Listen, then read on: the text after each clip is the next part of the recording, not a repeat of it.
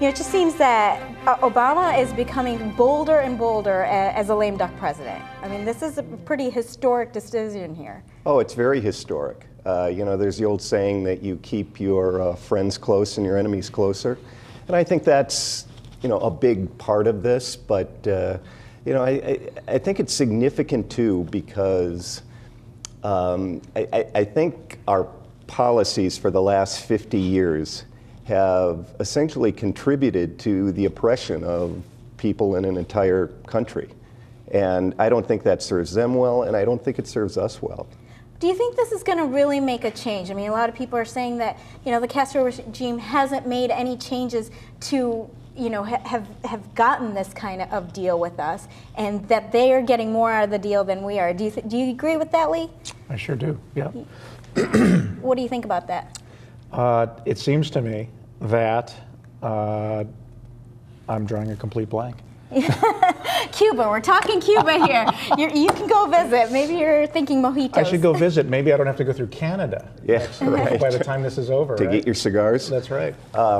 The definition of insanity is doing the same thing over and over and expecting a different result. We've been doing the same thing over and over for 50 years, and it hasn't improved anything. It hasn't, and you know what? They have some really good allies that we need access to, and we can do that with having a partnership with Cuba. But turning our nose to them and pretending that they don't exist, it's not going to help us. No. And it's not going to help them, as you mentioned as well. I mean, if their people are going to change, or if their government is going to change, and Raul Castro, maybe he's not making sweeping changes, but even little steps is a huge difference. Oh, totally. And we live in a very different world right now, where we have access to everything. And some of the things we're going to be talking about in a little bit relate to that. But shutting the doors on this one small pocket of our planet for reasons that we're still not entirely sure of after 50 years doesn't really make a lot of sense. But speaking of weird regimes, the North Korea cyber terrorists,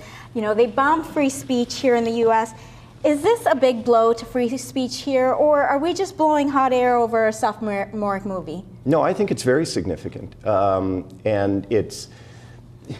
I think we have to be careful in terms of the free speech part of it. I think it's more the extortion part of it, because we live at a time where, because of access to technology, because of hacking, because of cyber hacking, you can basically force people to do just about anything now. This is huge. I mean, they're taking down a huge corporation, and not just Sony. This affects the movie chains. I mean, I don't know if I'm a huge Seth Rogen fan, but this was set to make a decent penny. Absolutely. I'm amazed that we bowed. That the theater, the chain owners are saying they're not going to broadcast the movie because of North Korea and their apparent involvement in the hack. Yeah, and you look historically at our film industry. Charlie Chaplin played Adolf Hitler. I think the Three Stooges killed Hitler in one of their shows. This is not a new form of art, but now it's really under siege. And again, it gets back to the technology we have today and what you can do with that. The extortion you can levy on whether it's a movie theater or a company, GM, whatever. It's pretty frightening. Absolutely, and the fact that North Korea is such a closed-off regime, but they have a department just set up for this cyber terrorism, and they're so advanced in it. Obviously, it's a very scary thing. Yes.